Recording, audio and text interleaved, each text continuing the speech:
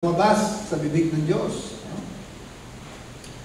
All Scripture, bawat salita ay lumabas mula sa bibig ng Panginoon. So, expirate means yung paglabas ng hininga. Kaya lahat ng mga letra, magmula sa in hanggang sa amen, ng Revelation. Kasi first words of Bible is in, di ba? In the beginning, God created heaven and the earth. So the first word is the word in. And the last word of the Bible is the word amen. And everything in between, lahat ng salita is given by inspiration of God. And that guarantees what? Not only inerrancy, but also infallibility. Dahil ito po ay guided by the Holy Spirit, ang salita ng Diyos ay 100% inerrant, meaning free from any error. At the same time, it is infallible. Anong pagkakaiba ng inerrant sa infallible? Ang inerrancy is without mistakes. At ano naman yung infallible? Nothing will fail. Every promise, every threat, lahat ng ipinangako ng Diyos, lahat ng kanyang naging banta at propesiya na magaganap ay 100% will never fail. Because the Word of God is infallible. Matthew 35:44, 25:44 yata yan. Heaven and earth shall pass away, but my word shall not pass away. So using this verse, aralin po natin ang mga prophets. So in the series of lesson, pag-aralan po natin ang mga minor prophets. So there are 12 of them. And the first of the 12 minor prophets was none other than Hosea. Sino po nakakaalam sa background ni Hosea? Siya lamang naman po ang prophet na inutusan ng Diyos sa mag-asawa ng ano yung naging asawa ni Hosea? Prostitute. Sige nga, ano ang pangalan ng prostitute? Starts with letter G. Ayan. Gomer. Tama, Brother Arcel. Siya po yung kakaiba sa lahat. Ang pangaral ng Bible, do not be unequal yoked. Pero si Hosea po ay meron direct instruction mula sa Diyos na, sige Hosea, mag-asawa ka ng isang prostitute. Kasi po nung araw, sometimes the way they would convey message, they do it in a very graphic way. At isa sa pinaka-graphic na prophet sa Old Testament ay si Ezekiel. Kung di ako nagkakamali, si Ezekiel siya pa yung propeta na pinakain ng Diyos ang dumi. Pinakain ng Diyos ang dumi yan, dumi ng tao. Bakit?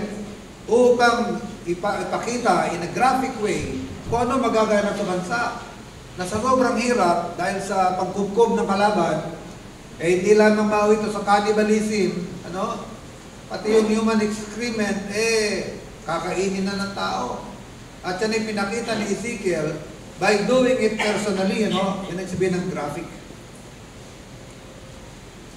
At meron pang time na for 3 years, 3 taon po, naglalakad si Ezekiel na nakatagilid sa katawan. Ito naman si Hosea, bakit siya inutusan ng Diyos na mag-asawa ng isang prostitute? Upang ipakita sa bansa ang kanilang estado. Matanong ko kayo, saan ba prophet si Hosea? Sa Israel o sa Judah? Kasi ang Israel nahati, di ba? Naging dalawa ang Israel. Ang isang bahagi ng Israel na natili sa kanya ang pangalang Israel. Ngayon, yung naging ikalawang bahagi ng Israel, ang naging pangalan ay Judah. Diba? So, nagkaroon ng Northern Kingdom and Southern Kingdom ng Israel. So, na-split. Paano naging hatian? Sige nga, paano naging hatian sa Israel? Dalawa, 10. Yan.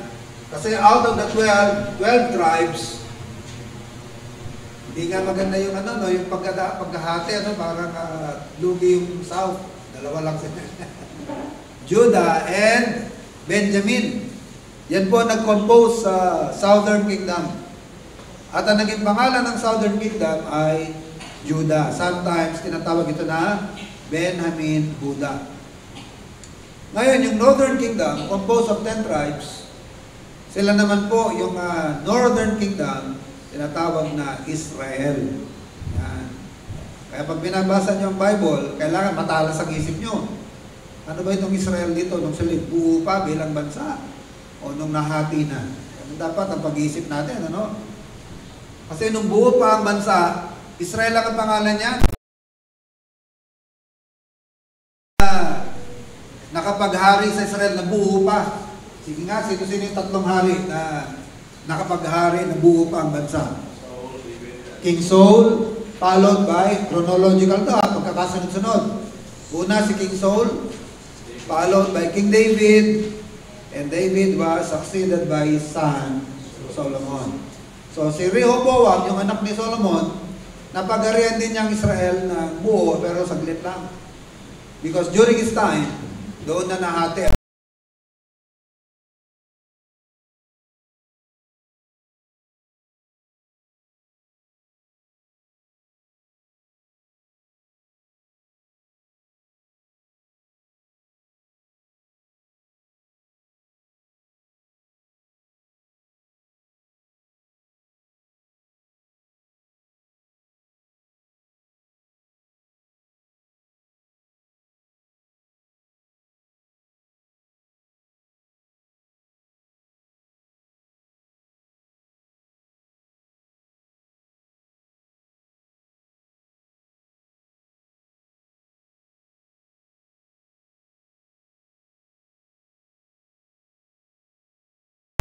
Upang magbigay babala ng Northern Kingdom, malapit nang ma-invade ng Assyria.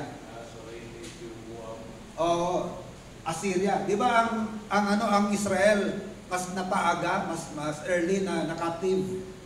At ang nakapag-captive sa Northern Kingdom o yung 10 tribes rather ay ang Assyrian Empire. Gaano sila kaaga? They are earlier by 126 years. Ibig sabihin, after na makapture ang 10 tribes sa Assyria, bumilang po ng 126 years, sumunod naman ang Southern Kingdom. So nasusundan po ba niyo yung history o nahihilo na kayo? Ang Southern Kingdom naman po ay saan na nadala sa pagkabihan? Anybody?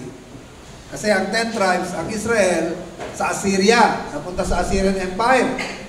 126 years later, naneglo, yung Southern Kingdom, saan naman na-captive? Sino nakakapture sa kanila? Akala ko madali lang. Babylon! Yan! Sila Daniel yon. Sila Daniel yon. Ilang taon sila, kasi very specific ang Bible kung gaano sila katagal dun eh. Ilang taon sila sa Babylon? Hindi 120. 70. 70-year captivity. Yan yung time na nung na-capture sila sa Babylon, sabi ng mga Babylonians, hanggang dito, balitang-balita ang kanta nyo, magagaling daw ang singers nyo, magagaling ang choir nyo sa Israel. Sampulan nyo nga kami.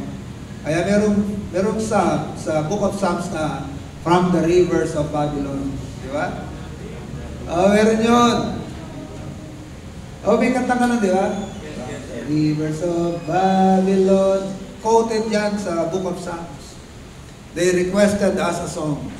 At sabi ng mga taga-Judah, paano namin makakanta mga awitin ng Diyos here in this foreign country. So yun yun. So I hope natatandaan po ninyo, no? Ang Israel na divide two kingdoms. Yung Northern Kingdom, 10 tribes, nadala sa Assyria. Nakaptive sila sa Assyria. 126 years later, yung Southern Kingdom, composed of Judah and Benjamin, nadala naman sa Babylon sa loob ng 70 years.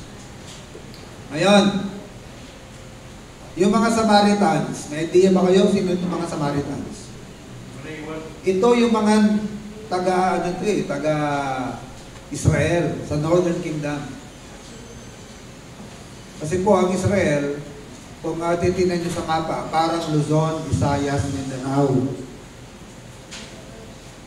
Ang Judah and Benjamin, yan ay parang yan ang Mindanao. Ang Visayas, o yung gitna, yan ay ang Samaria. Samaria. And then sa taas, yung pinaka-Luzon, hindi. Ang Judah nga ang Mindanao eh. Parang pinaka-Mindanao yan eh. Wala kasi tayong chalkboard dito eh. Ang Galilee, yan ang pinaka-Luzon. Kaya Luzon, Visayas, Mindanao, sa kanila naman, Galilee, Samaria, Judah. Kaya yung Samaria, ang mga naninirahan dyan ay tinatawag ng mga Samaritans. At bakit sila tinawag ng mga Samaritans? Hindi na po sila pure Jew. Hindi na sila pure, half na. Dahil nakipag-intermarry sila sa mga non-Jewish people. Kaya mga pure Jew, whether from Galilee or from the southern kingdom, they have no dealings with the Samaritans. Yan ang kwento. Kasi hindi na sila pure na mga Jew. Anong tawag dyan? Half-breed. Anong tawag doon? Half-breed, ano? Kalahati. Mestizo, mestiza. Oo. Kaya nga yung Samaritan woman, John chapter 4, naalala niya? Doon sa Jacob's well, sabi ng Panginoon sa Samaritan woman, babae, bigyan mo naman ako ng mainom. Biglang nagulat yung babae. Paano nangyari ito, di ba? Na ikaw na isang Hudyo ay nakikipag-usap sa akin na isang Samaritana. And the reason was given, for the Jews have no dealings with the Samaritans. Why? Because Samaritans are not anymore pure Jew. Mga half na sila, half Gentile, half Jew. So, bigyan po natin ng background. Ano po itong minor prophets? So, i-quote ko lang muna po yung ating text, 2 Peter 1:21. For the prophecy came not in old time in the will of man. So, hindi tao nagpanukala na magkaroon ng Bible. Hindi tao nag-iisip na magkaroon tayo ng Bible. At ang kanilang mga isinulat ay hindi nila yan mga ideya. But holy men of God, meaning the writers, including the prophets, spake as they were moved or guided by the Holy Spirit. Yan po yung tinatawag natin ngayon na inspiration of the Bible. At gaano ka-importante ang inspiration of the Bible? It guarantees its inerrancy and it guarantees its infallibility. Which means, ang Bible po ay authority. Ito po ay divinely inspired, ito yung mula sa Diyos. Kaya ito po ay authority ng ating buhay. Authority saan? In matters of life and practice. Sa lahat ng practice natin sa buhay, o mga bagay-bagay na ipapamuhay natin, at mga bagay-bagay na paniniwalaan natin, kaya nga faith and practice, belief and practice. Ang Bible po ang ating authority. So, as introduction to the study of minor prophets, letter A, a study of the prophets will enrich the life of anyone who applies himself to learn their teachings. Conversely, it will only add to the confusion of those who would use their writings as a basis in speculating the future. So, ano po ba ang prophets? Prophets are God's mouthpiece or mouthpieces. Sila po yung tagapagsalita ng Panginoon. No? Kung merong ipaparating ang Panginoon sa tao, karaniwan po ang ginagawa ng Diyos, ito po ay kanyang i-convey muna sa kanyang prophet. And then yung prophet, sila naman ang magde-disseminate ng sinabi ng Diyos sa mga tao. So, sila yung mga spokespersons. Mouthpiece, tagapagsalita ng Panginoon. And among the ranks of the prophets, sino po nangunguna sa linya? Sino kumbaga sa naka-single file ng mga prophets?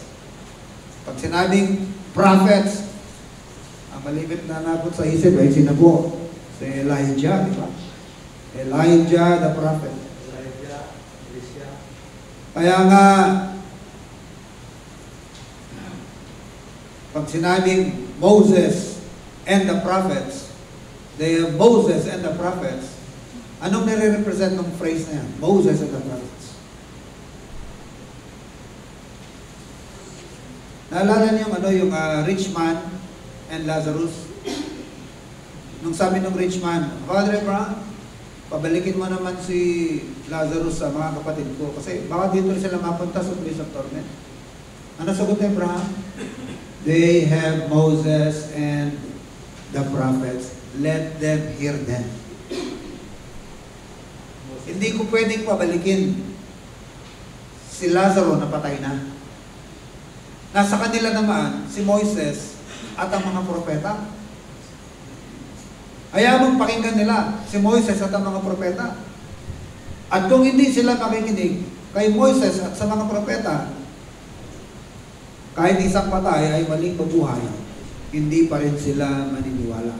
So going back to my question, anong ibig sabihin ni Abraham dun sa rich man na they have Moses and the prophets? Ano yun? Ha?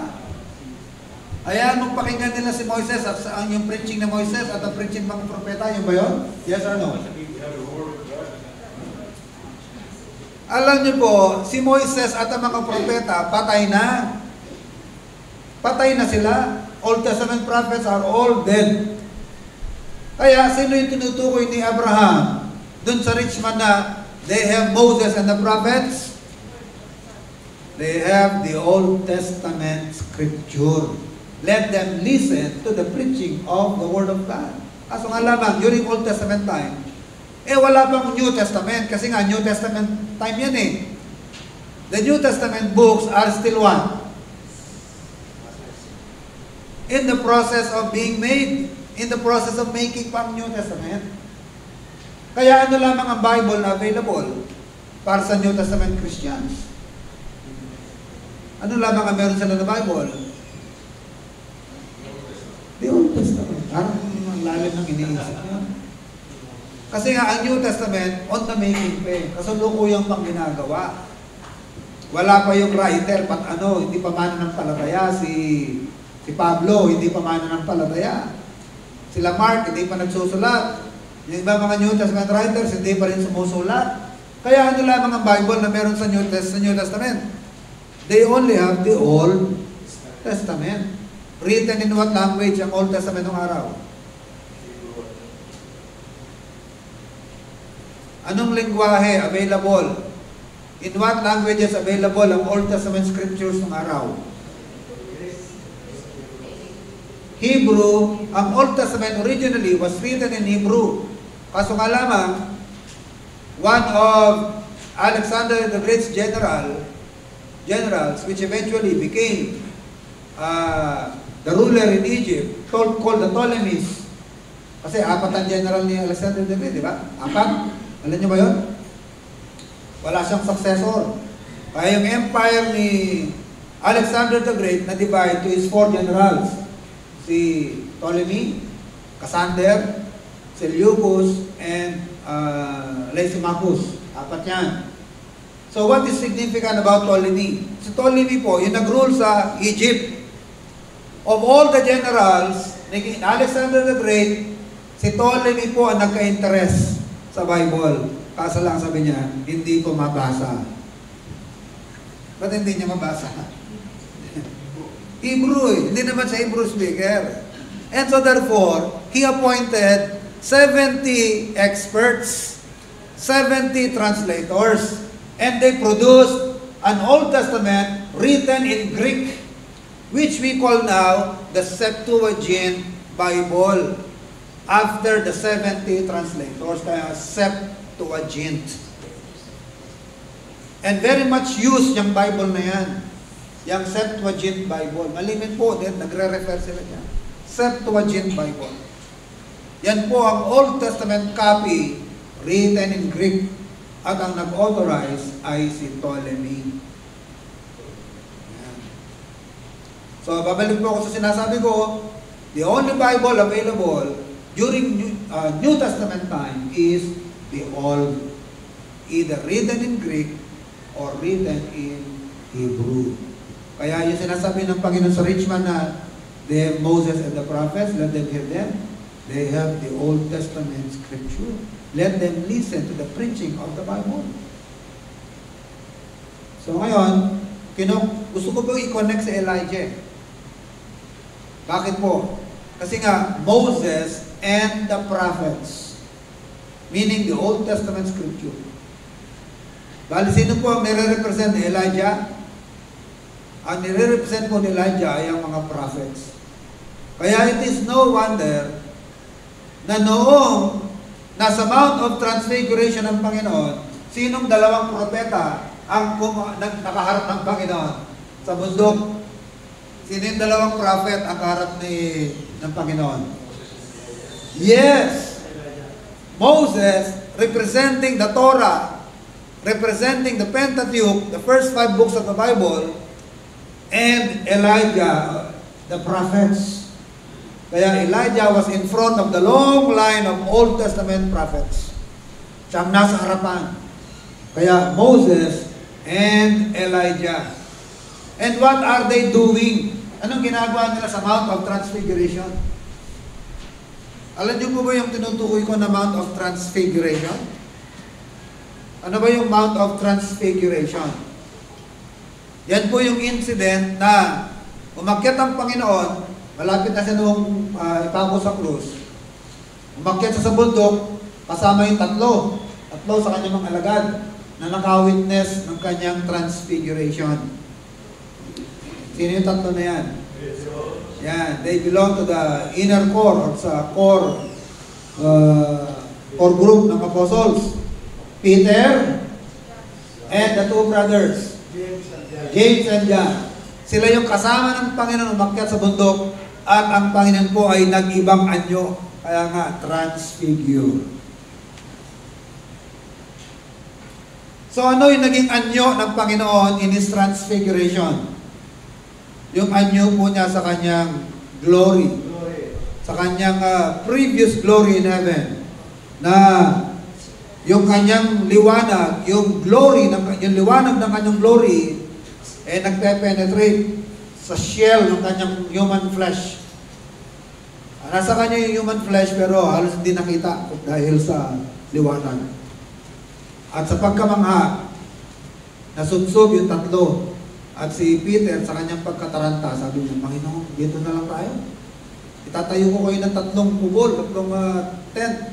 1 for you, 1 for Moses, and 1 for Elijah. At sabi ng Panginoon, hindi niyo alam ang sinasabi niyo. Bigla nagsalita ang Ama, di ba? This is my beloved Son, in whom I am well pleased. So nawala yung glory, nawala yung liwanag. Dahil ang mensahe, hindi pa ngayon ang glory. Hindi pa ngayon ang pananatili natin na magkaka-fellowship lang tayo. Mayroon tayong duty. Ako mamamatay sa krus at kayo makakasama ko sa sakripisyong ito. Let's return to duty. At yun din ang dahilan, nakausap niya si Moses and Elijah. Anong dahilan nakaharap niya si Moses and Elijah?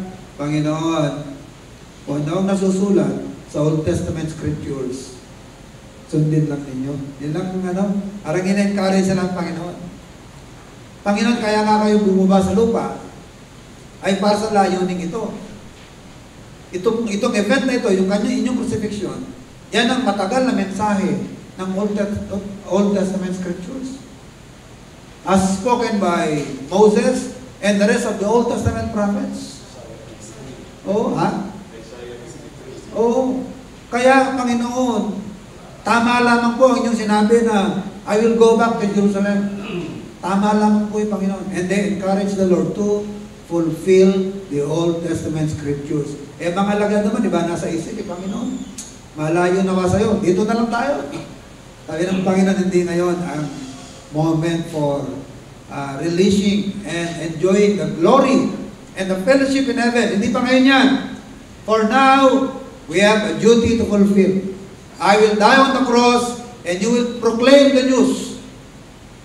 Ngayon sakripisyo muna tayo. May duty pa tayong dapat gampanan. Tsaka na yung glory na yan. So yun po ang mensahe na. So yun po ang significance ng prophets. They spoke of the Lord.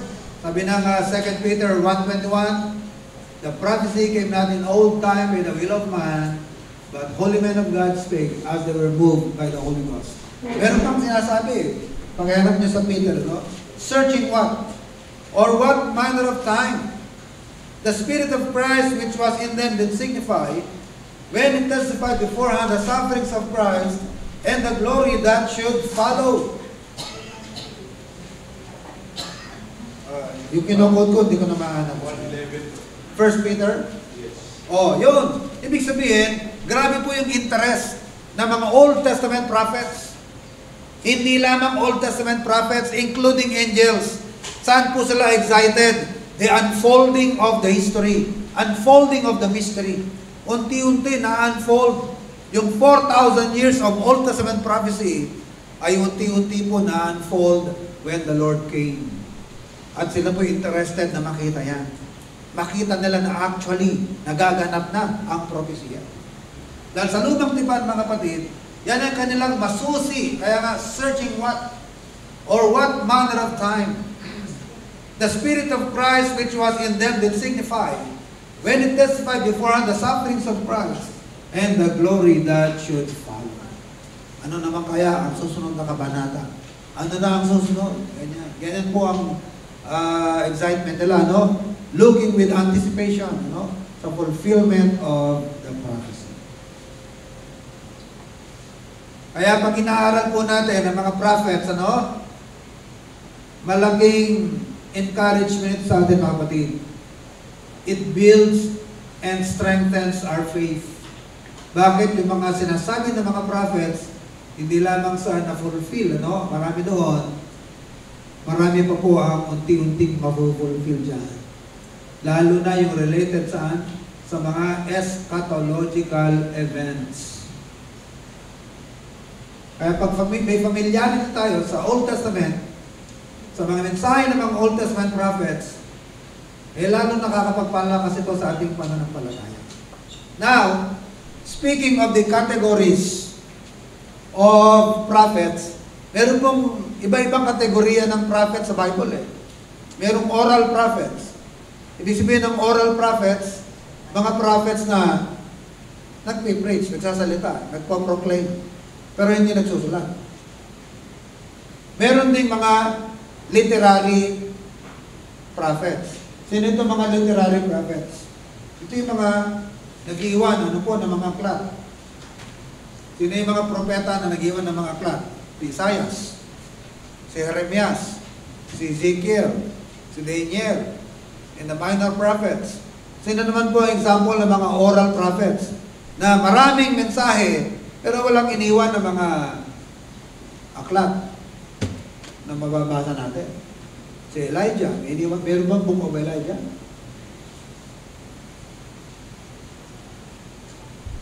Kaya naman, wala naman book of Elijah. Wala rin book of Elisha. Diba?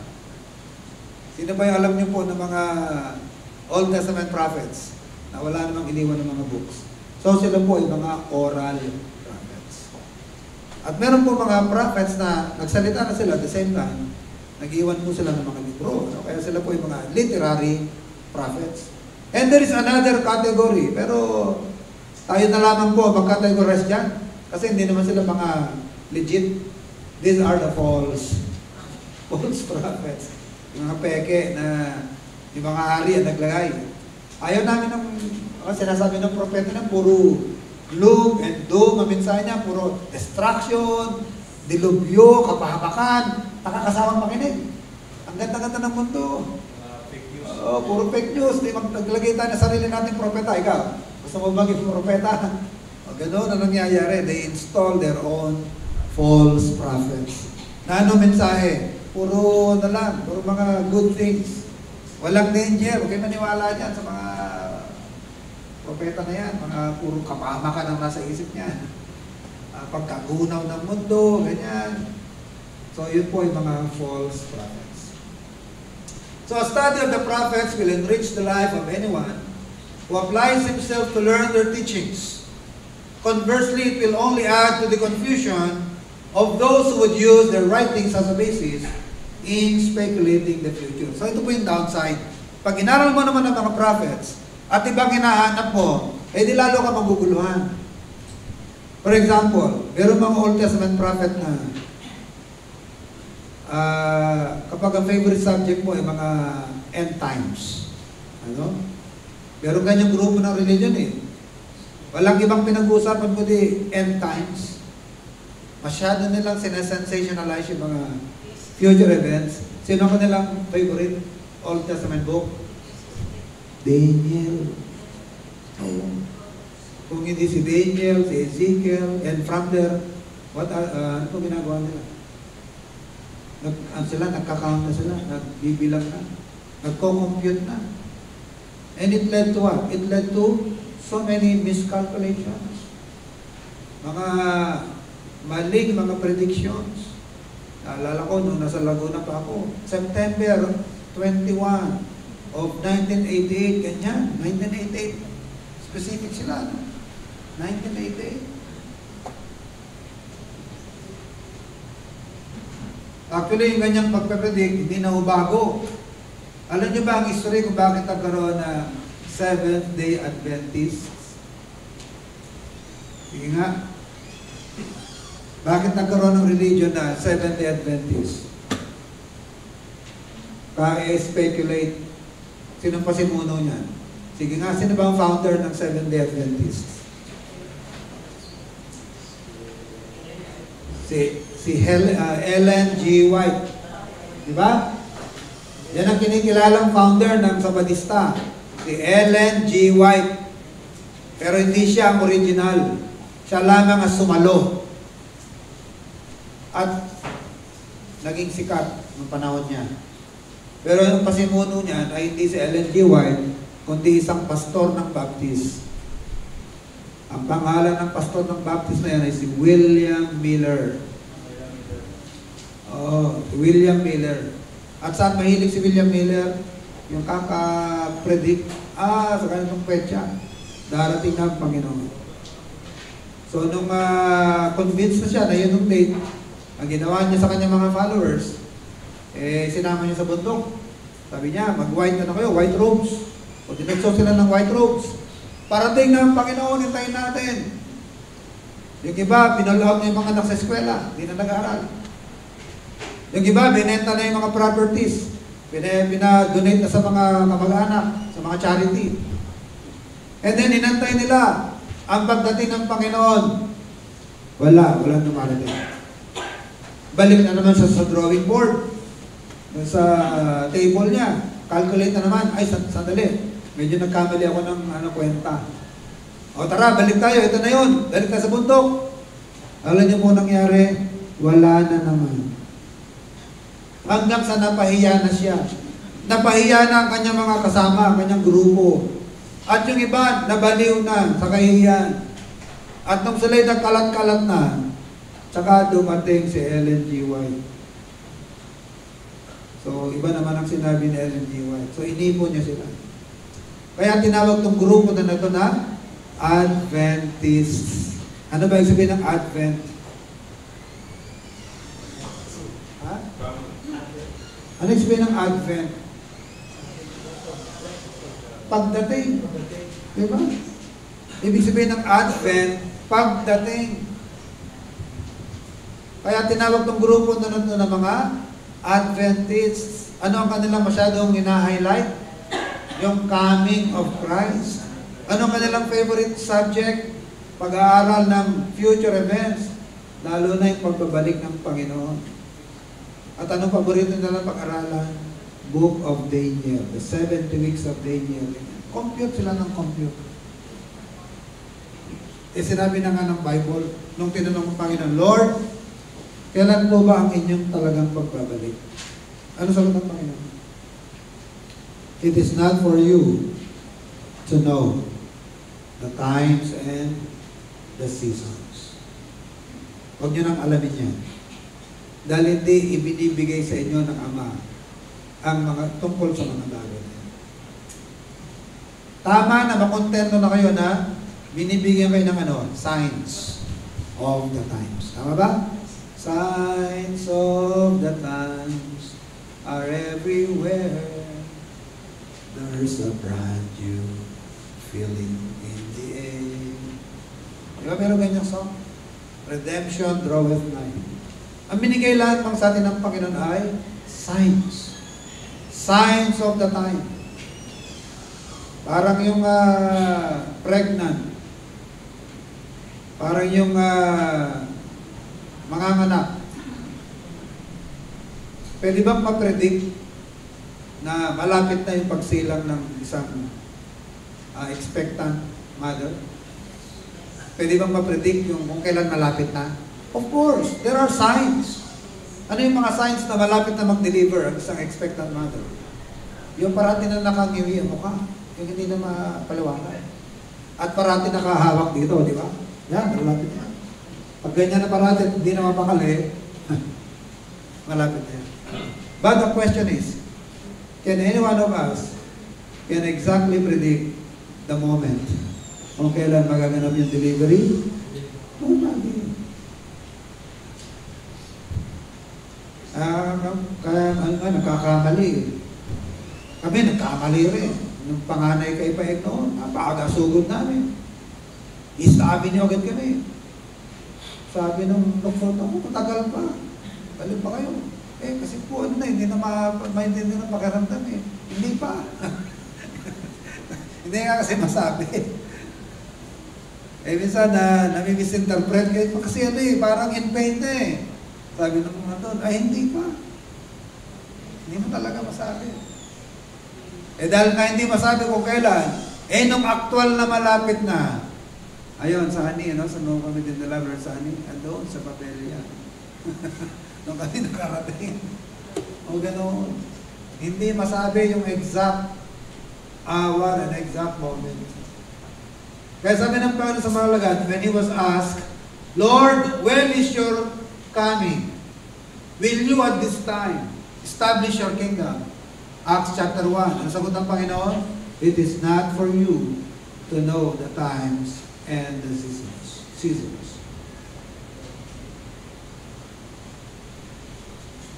Meron pa sinagot ng Panginoon na of that day, knoweth no man. Diba?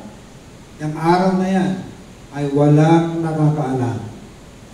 Tanging ang Ama lamang ang nakakaalam niyan. Hindi ako nagkakamali. Sabi ng Panginoon, kahit ako. Oo. Neither the Son of Man. Hindi ko alam, kung masyado mo talingagay sa sagot ng Panginoon. Maybe He was speaking of His humanity. Hindi niya alam His humanity. But as God, kasi duwa lang kanyang nature eh. But as God, He knows everything. But it suffices us na hindi para sa atin alamin niya.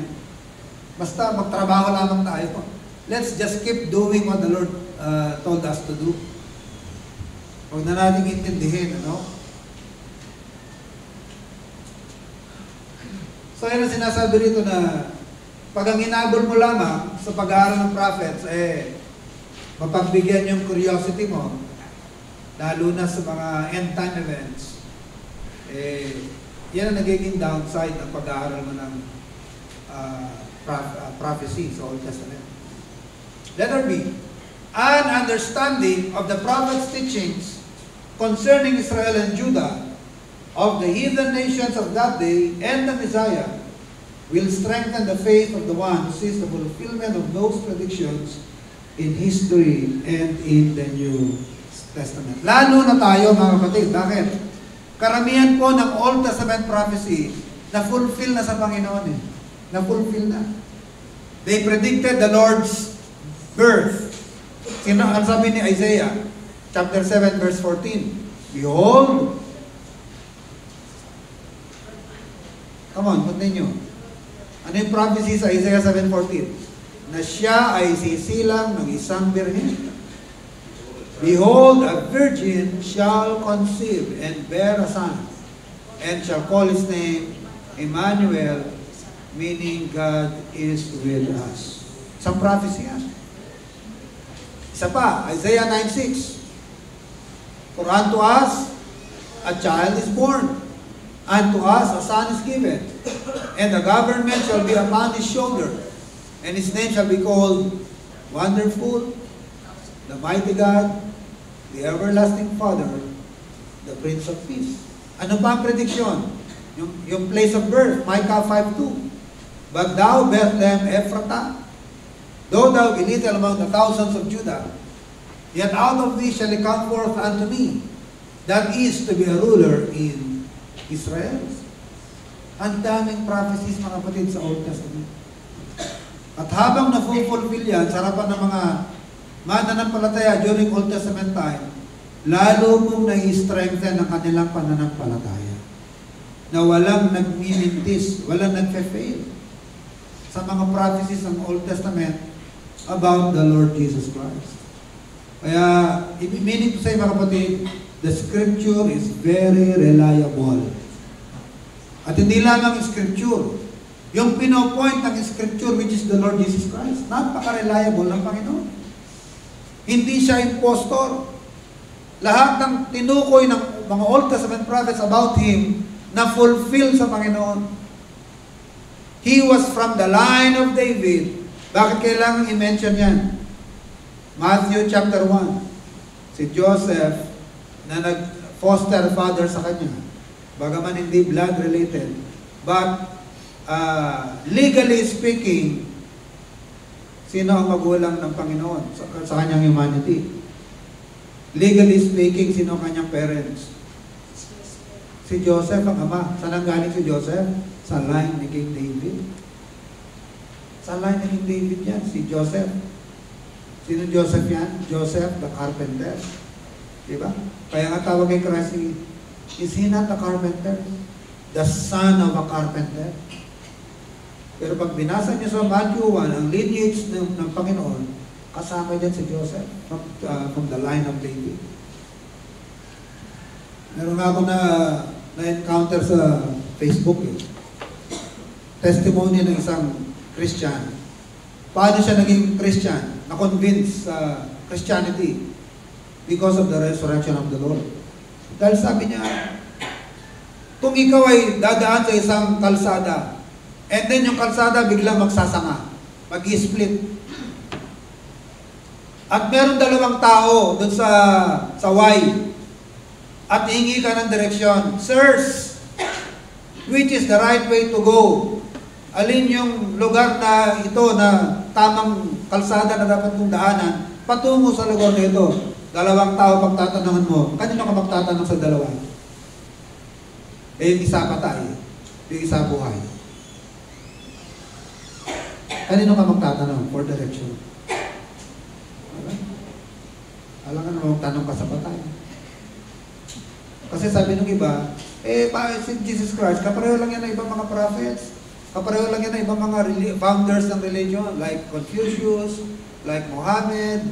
Diba? Walang pinagkaiba sa Christ yan. Kaso nga pagkakaiba, sila namatay. Tama? Si Christ ay nabuhay.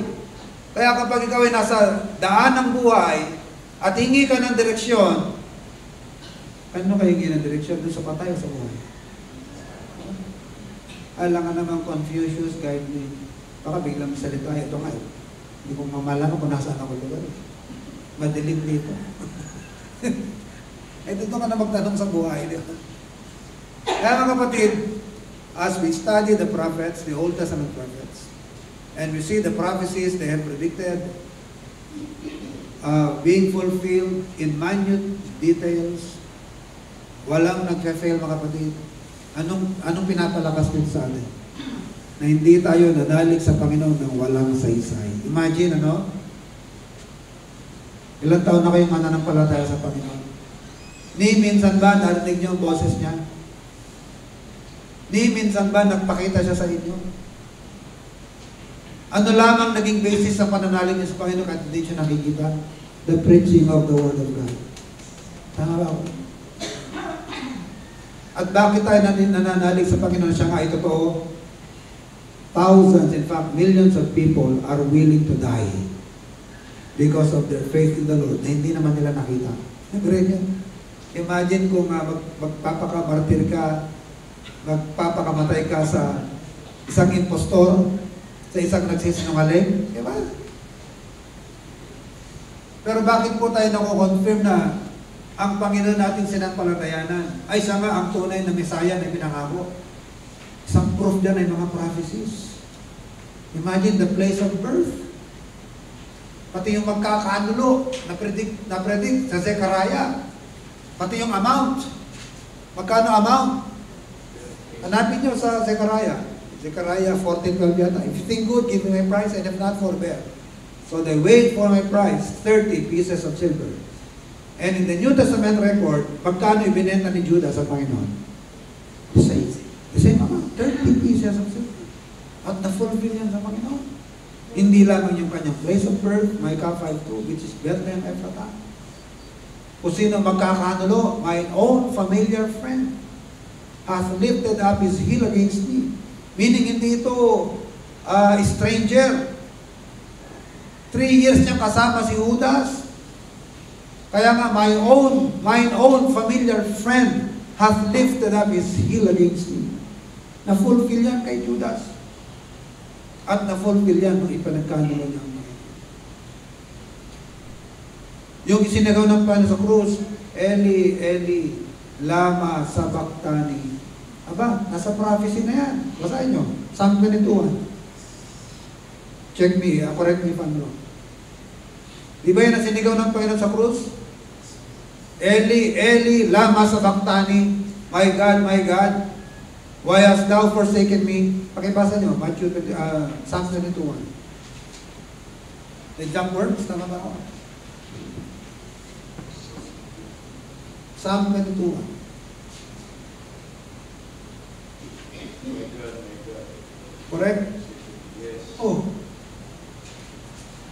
Isaiah 53. He is brought as a lamb to the slaughter, yet he opened not his mouth. Ano ang demeanor ng Panginoon pagharap kay Pilate? Hindi ba nasasyak si Pilate? Ibang klase naman nililitis ito. Yung iba nagwawala, naipagtanggol lang sarili nila. Makest thou no answer? See how many charges they lay against you. Answerest thou nothing? Don't you know that I have the power to release you or to have you executed? Ayaw umin ng Panginoon. Bakit nasa propesya? Isaiah 53 verse 6 yata yan. He is brought as a lamb to the slaughter, yet he ordered not his son. Yeah. And as a sheep before her shearers is dumb.